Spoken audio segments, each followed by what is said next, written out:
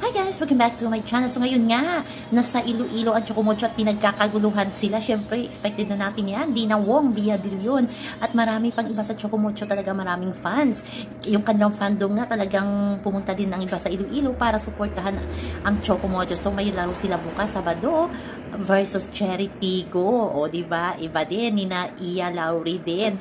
Kaya masaya ngayon sa Iloilo kasi nga may laro ang PV. Anong last year, Creamline, diba? Pero ngayon, Chocomocho, Girl Floor, at saka yung Cherry Tigo. Kaya abangan natin bukas yan. Sigurado puno na naman ang venue sa Iloilo kung saan man sila maglalaro sa Iloilo. Ayun na nga, naglibot-libot muna yung Chocomocho team, pumunta sa Provincial Capitol. Ayan, makikita natin dyan. Siyempre, ang dami namang magandang tanawin sa Iloilo at masasarap ang pagkain.